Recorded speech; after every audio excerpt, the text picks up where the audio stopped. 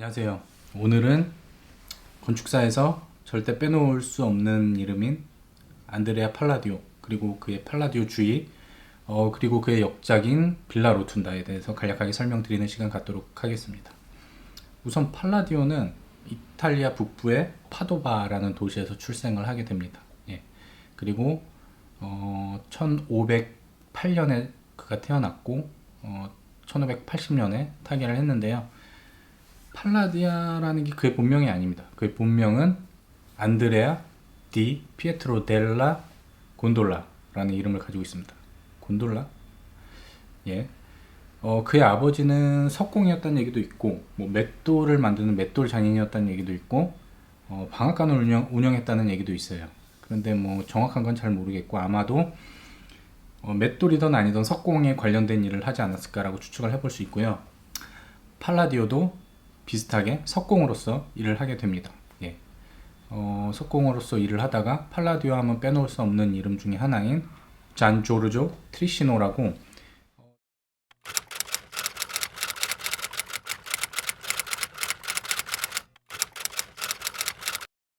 트리시노도 파도바 출신인데 비첸차에서 유명했던 인문학자입니다.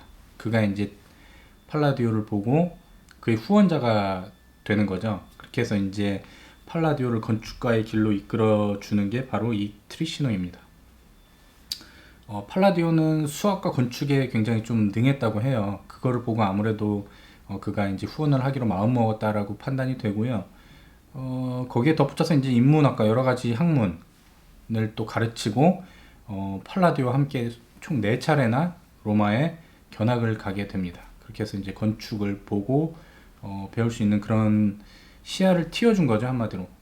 트리시노는 이제 그 팔라디오에게 되게 유명한 건축가죠. 비트루비우스의 건축을 기반으로 그의 건축을 발전시킬 수 있도록 지침을 줍니다.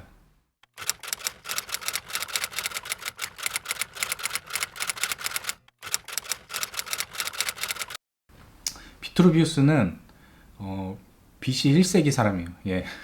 굉장히 오래전 사람인데 우리와 팔라디오의 그 간격보다 거의 한 3배는 더 전에 있던 인물인데, 비트루비우스가 왜 유명하냐면 그가 건축에 끼친 영향은 오더라고 하죠. 기둥에 대한 그 양식을 집대성한 사람이 바로 비트루비우스예요. 예. 옛날에는 그런 오더 양식이 거의 이제 신전 건물에만 사용이 되어 왔죠. 그거를 이제 팔라디오 시절에는, 그러니까 16세기, 15세기, 16세기에는 그 고전 양식을 재해석하는 게 유행이었어요. 근데 이제 그 와중에 팔라디오가 가장 이상적인 재해석을 해서 이제 그 팔라디오 양식, 팔라디아니즘이라는 양식을 꽃피우게 되는 거고, 그 분야에서 가장 뛰어난 건축가로서 인정을 받게 되는 거죠. 그 당시에 그 양식을 재해석하는 방법은 실측을 통한 거였습니다. 예, 실측을 통해서 이 비례를 연구하고 어떤 리듬감이나 이런 전체적인 구도를 재해석해서 이제 새로운 양식을 만들어내는 게 그 당시 유행이었다고 해요. 근데 팔라디오가 거기서 단연 탑으로 인정받을 수 있었던 거는 산업혁명이 일어난 시절에 이제 우리가 흔히 말하는 3대 건축가 이런 분들은 물론 그들의 뛰어난 능력도 있지만 그 전 시대와 가장 두드러진 차이는 재료의 변화예요. 이제 철과 콘크리트 이러한 재료의 변화로 인해서 그것을 잘 이용해서 이제 새로운 건축 패러다임을 만들어낸 거고, 팔라디오 시절에는 BC 1세기와 비교해 봤을 때 재료의 변화가 거의 없었던 거죠. 계속적으로 석재를 사용해 왔고, 그런 재료의 변화 없이 양식의 변화를 이끄는 것은 굉장히 어려운 일이었을 거라고 생각을 하는데, 그것을 훌륭하게 해냈기 때문에 그렇게 인정을 받는 게 아닌가라는 생각이 듭니다. 팔라디오주의라는 것, 팔라디아니즘이라는 거는 추구했던 몇 가지 핵심 요소들이 있어요. 그 기둥하고 위에 페디먼트, 이런 게 이제 항상 그 팔라디오의 건축물에 가면은 그것이 메인을 이루고 있습니다. 항상 그것이 시선을 끌게 돼요. 그것이 이제 팔라디오주의의 핵심 사항이고, 조금 더 설명하자면 기준은 기둥의 원주를 항상 기준으로 잡았다고 합니다. 기둥의 원주를 잡아서 그 두께와 어떻게 비례를 맞추는지가 그 양식의 핵심이라고 하는데요. 팔라디오는 그런 방면에서 굉장히 뛰어났던 것 같습니다. 그리고 팔라디오를 유명하게 했던 또 한 가지는 건축 사서죠.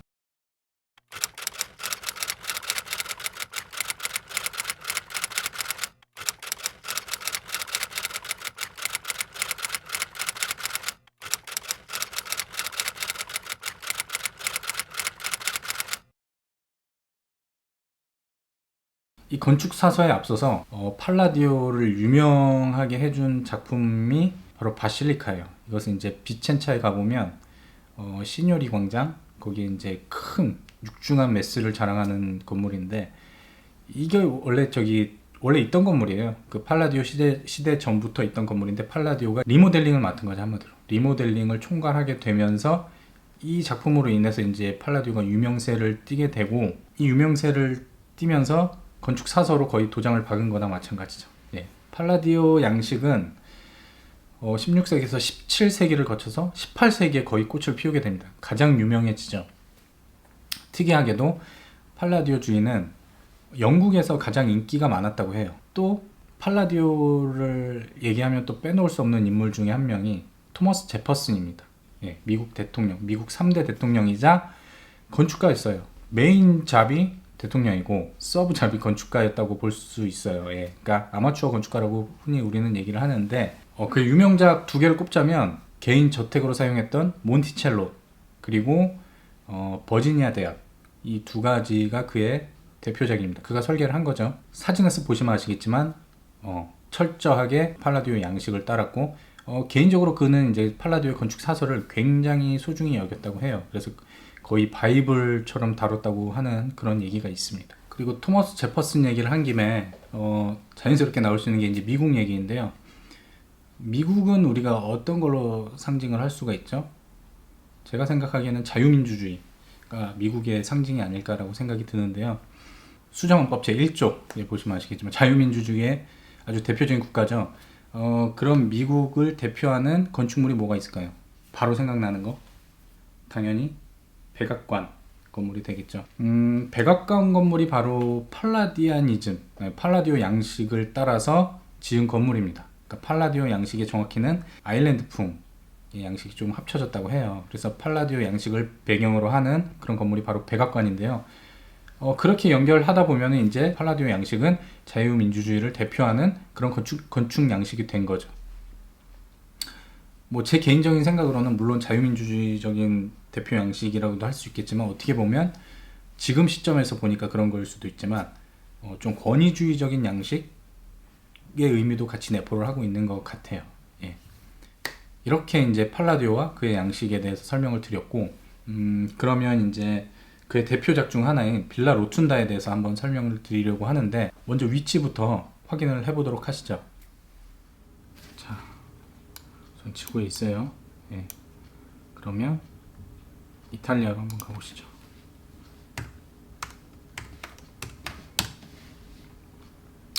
이탈리아 가보셨나요? 이탈리아죠. 여기 보면은 시칠리아 있고, 나폴리, 로마가 여기 있어요. 그리고 여기가 피렌체 있고, 이 북부, 이태리 북부에 가면은 여기가 이제 밀라노입니다. 밀라노 아시죠? 밀라노에서 기차로 한 1시간 40분에서 50분 사이 가면은 비첸차가 나와요. 이쪽이 비첸차예요. 여기가 이제 베로나, 중간에 이제 베로나를 지나서 한 30분 더 가면 비첸차가 나오고, 보시면 아시겠지만 여기 파도바 있죠? 비첸차에서 가장 가까운 도시예요. 파도바에서 태어났고 비첸차에서 꽃을 피운 팔라디오의 건축물을 잠깐 살펴보도록 하겠습니다. 자, 이제 비첸차로 가면은 여기가 비첸차 역이에요. 비첸차 역이고, 여기서 북동쪽으로 이제 마을이, 이제 도시가 형성이 밀집되어 있습니다. 도시가 밀집되어 형성이 되어 있고, 이 라인이 보면은 거의 메인 스트리트예요. 이제 팔라디오 거리라고 보통은 불리우죠. 팔라디오 거리를 기점으로 주변에 팔라디오 작품들이 굉장히 많이 있어요. 여기 보면 이 지붕 보이시죠? 바실리카 팔라디아나, 그리고 끝부분에는 이제 올림피코부터 해가지고 여러 종류, 지금 표시된 것 외에도 더 많은 종류의 팔라디오 작품들이 있습니다.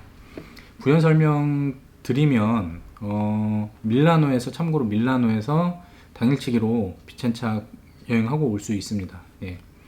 비첸차에서 오전에 도착하시면 걸어서 한 5분 정도 가면은 입구에 다다를 수가 있어요. 이렇게 입구에 가서 그 작품들을 한 번씩 다 보세요. 예. 뭐 실내를 다 볼 수 있는 건 아니고 거의 외관 위주지만 작품들 한번 쑥 둘러보시고, 여기 보면은 이제 시뇰리 광장, 예, 접해 있는 바실리카 팔라디아나도 한번 쑥 둘러보시고, 이제 끝부분에 올림피코가 있어요. 테아트로 올림피코 유명하죠. 예, 테아트로 올림피코는 실내 볼 수 있으니까 반드시 꼭 보시고, 예, 그 다음에 이제 뭐 오후에 충분히 보신 다음에 오후에 빌라 로툰다로 넘어가면 됩니다. 이 빌라 로툰다는 여기 지도에서 보시면 여기가 기차역이죠.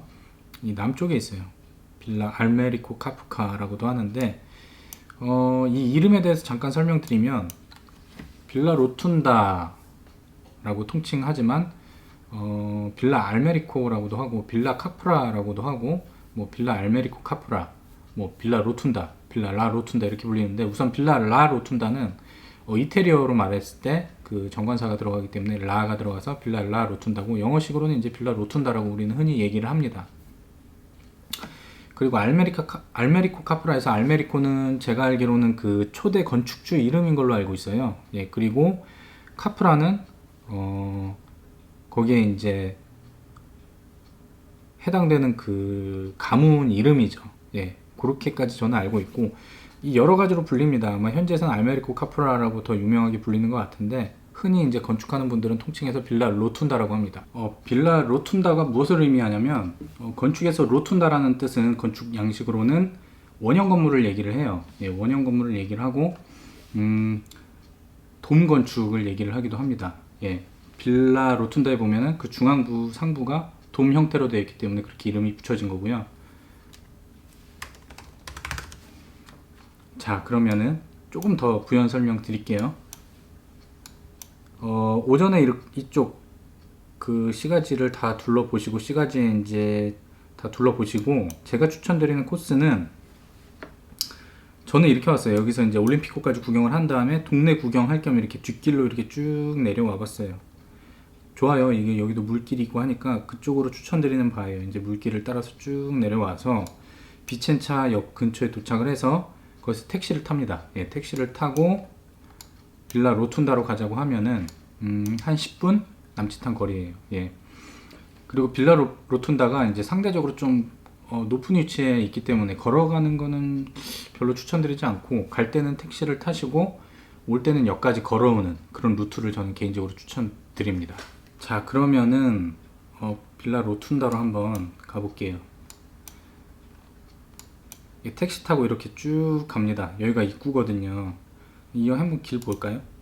여기 이제 차량이 한 2대가 이렇게 겨우 이렇게 왔다 갔다 할 수 있을 정도로 굉장히 평범한 그런 이탈리아 골목인데요.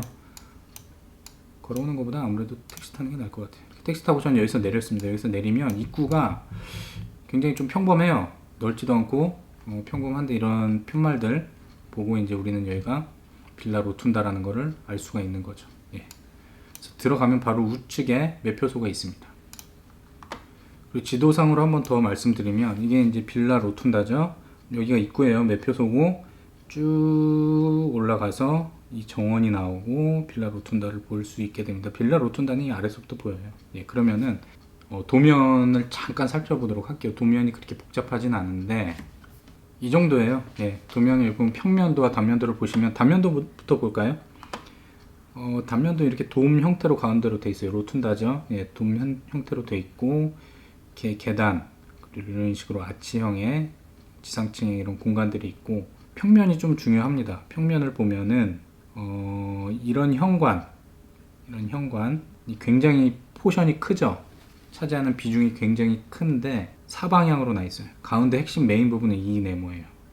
이게 보시면 아시겠지만, 이 현관 부분에 면적을 합치면 이 안에 다 들어오는 거를 알 수가 있어요. 이렇게 도면은 이 정도로 보시고, 이제는 사진을 가지고 한번 말씀드릴게요. 이거는 이제 입구에 들어서서 티켓을 끊었을 때의 모습인데요. 여기 보시면 아시겠지만 티켓값 5유로 써있죠. 5유로 내면은 들어갈 수 있는데 실내는 못 봤어요. 실내는 개방하는 시간이 별도로 있다고 들었는데 저는 이게 출장 중에 잠깐 들렸던 거라 이렇게 막 시간을 맞추기는 어려웠고 외관만 보고 나왔습니다. 추천드리는 게 건축물이 너무 멋있어 가지고 보고 있는 것만으로도 힐링이 되기 때문에 아주 충분한 시간을 여기서 힐링하시고 돌아오시는 것을 추천드립니다. 이렇게 생겼습니다. 너무 멋있는 것 같아요. 압도적이에요, 정말로. 특별히 또 멋있는 게 이 페디먼트 부분이 그 안정성을 굉장히 잘 잡아준다고 생각을 해요. 어떤 상징성을 떠나서 이 구도적인 안정성도 굉장히 잘 잡아준다라고 생각을 하고 있습니다. 이거는 이제 올라와서 아래를 찍은 입구 쪽을 찍은 사진이고요. 이렇게 옆에 건물이 별도로 별관이 있고 이렇게 다 이렇게 조각상들이 조형물들이 다 세워져 있습니다. 좋아요. 정말 분위기 좋고 날씨도 너무 좋았고 4월 달이었거든요. 대충 막 찍어도 굉장히 멋있는 구도가 나와요. 이렇게. 예, 그래서 충분히 사진 잘 못 찍으시는 분도 만족스러울 수 있는 샷이 잘 나옵니다. 이렇게. 예, 멋있죠? 그 전에 말씀드리는 게 제가 사진을 여기서 진짜 몇백 장 찍었는데 한국 와서 옮기는 과정에서 다 날아갔어요. 그리고 이거는 그 전에 이제 휴대폰으로 공유했던 그런 몇 개만 남아서 그 부분 굉장히 아쉽게 생각을 하는데 있는 것만이라도 잘 보여드리도록 하겠습니다. 이거는 이제 지상층 구조물 내부예요. 예, 건물 내부로 들어가서 이제 바깥을 찍은 사진인데 어느 계급으로 보든지 굉장히 멋진 뷰가 나옵니다. 이렇게 우리나라에서는 보기 힘든 뷰가 나오죠. 지평선과 이런 뻥 뚫린 그런 느낌. 이것도 그런 사진이고요. 굉장히 멋있죠. 뻥 뚫린 굉장히 시원한 느낌. 거기서 힐링이 된다고 생각이 듭니다. 이 빌라 라 로툰다는 제가 알기로는 어떤 수도원들의 그 주말 별장으로 지어진 걸로 알고 있어요. 그래서 이렇게 좀 약간 외곽에 위치를 해 있고 이 샷은 이제 그 앞에 벤치 있죠. 보통 여기서 사진 많이 찍으시는데 뒤에 보면은 그 나무에 가려진 벤치가 또 있어요. 숲에. 거기에 앉아서 딱 찍은 사진이고 여기가 가장 이상적인 지점이라고 생각을 합니다. 여기에서 꼭 사진 찍으시고 여기 이 자리에서만 저는 한 30분 넘게 앉아 있었던 것 같아요. 예, 이런 이게 무려 이제 16세기 작품인데 거의 500년간을 이렇게 남아있다는 게 참 놀라운 것 같아요. 수없이 많은 양의 햇빛을 이렇게 계속 받아왔겠죠. 벽면은. 그렇게 해서 이제 바래진 모습. 그런 것이 좀 인상적이고요. 이거 보면은 별거 아니긴 한데 이렇게 계단으로 내려오는 난간 부분이 이렇게 좀 이렇게 조금씩 이렇게 튀어나와 있는 게 있어요. 이게 전체 사진에서 보면 별로 티는 안 나지만 그 안정성을 잡아주는 데 또 역할을 하거든요. 시각적인 역할을 하기 때문에 이런 부분 좀 눈여겨 보시면은 보시는 게 더 재밌을 겁니다. 이게 정말로 딱 봐도 예전 그리스, 이탈리아의 신전의 그런 모습인데 이거를 이제 개인 주택까지 끌고 들어왔다는 게 굉장히 큰 의미가 있는 거죠. 예. 굉장한 유행이 됐어요. 이렇게 뷰는 어디서 보든지 다 멋있습니다. 이 사방 네 방향으로 이렇게 대칭이기 때문에 그 모든 뷰가 다 달라요. 그런 것을 의도한 부분도 있다라고 생각을 합니다. 측계구부인데 이 부분도 총 8군데인데 이 사이로 보는 뷰도 굉장히 멋있어요. 근데 이 나무 하나를 보더라도 이게 딱 중앙을 가리는 나무가 없어요. 그런 것도 다 이렇게 나무 하나도 아마 의도를 했을 거라고 저는 생각을 해요. 창호에 대한 디테일이고요. 예. 이 기둥 하단부의 모습입니다. 이 단차는 그렇게 크지 않았어요. 단차는 크지 않고 이렇게 둥그렇게 돼가지고 굉장히 좀 시선적으로도 마음적으로도 안정감을 줄 수 있는 그런 형태로 제작이 되었습니다. 또 다른 입구에서 찍었던 모습이고요. 예, 멋있는 사진 많이 찍을 수 있어요. 네, 이 부분도 뭐 유지보수한 흔적도 보이고 이제 세월이 워낙 오래됐기 때문에 이렇게 때도 많이 탔고 이런 모습들이 오히려 더 가치 있게 만드는 게 아닌가라는 생각을 해보고 예, 이건 또 다른 뷰죠. 천장 기둥 위쪽을 한번 찍어봤습니다. 예, 이게 마지막 사진이고요. 사진이 좀 별로 없어서 굉장히 아쉽고 죄송스러운데 어찌됐든 그렇게 복잡한 구조의 건축물은 아니에요. 아까 평면도를 보여드렸듯이 단순한 평면도의 모습인데 이 내부는 이제 가운데 원형으로 되어 있고 지금은 이렇게 좀 화려하게 채색이 되어 있는 것을 알 수가 있어요. 많은 그림들이 그려져 있고 막 금색도 많이 보이고 그런 것을 알 수가 있고. 그럼 여기까지 하고요. 어떻게 도움이 됐나 모르겠습니다. 다음에도 좀 더 재밌는 영상으로 찾아뵙도록 하겠습니다. 감사합니다.